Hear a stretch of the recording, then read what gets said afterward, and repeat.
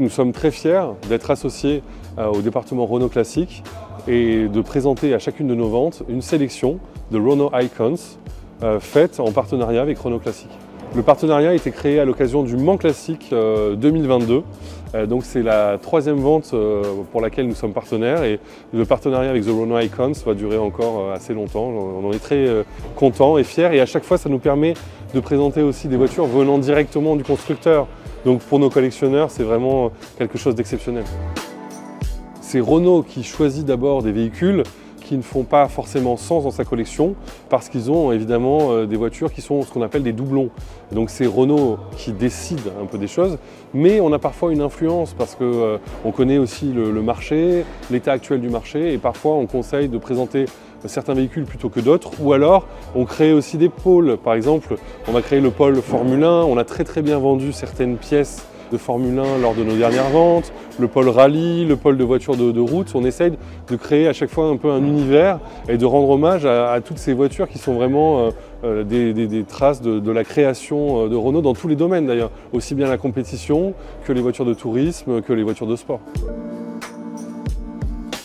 Si on se fait un petit tour d'horizon de ce que vous présentez aujourd'hui chez Renault Icons sur le stand. Bon ben là, encore une fois, c'est très large. C'est comme Rétromobile, c'est comme le salon. Ça va aussi bien de la secoupe volante, un prototype unique créé, et vous savez qu'il était à l'entrée d'Euro Disney lorsqu'Euro Disney a ouvert parce que Renault avait un partenariat avec Euro Disney et cette secoupe volante, cette Rena Stella, est absolument emblématique de la création des années 90.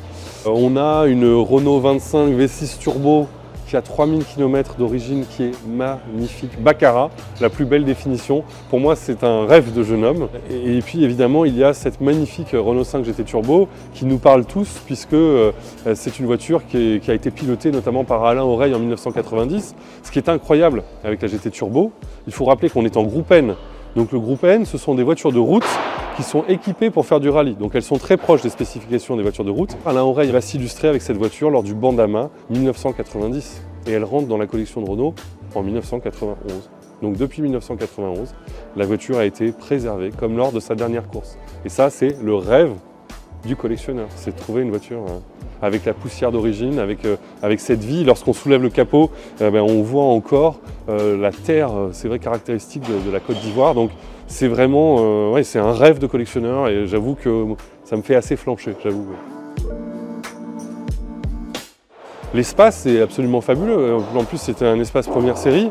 On connaît l'histoire, créé avec Matra. Enfin, c'est vraiment un véhicule génial, hyper créatif et qui n'existe plus en très bon état, en parfait état, parce que c'était des voitures qui étaient utilisées et souvent bien au-delà du raisonnable. Donc c'est très rare d'en avoir un dans cet état-là. Moi je trouve que ça a tout à fait son sens en collection, comme une 2 chevaux très faiblement kilométrée.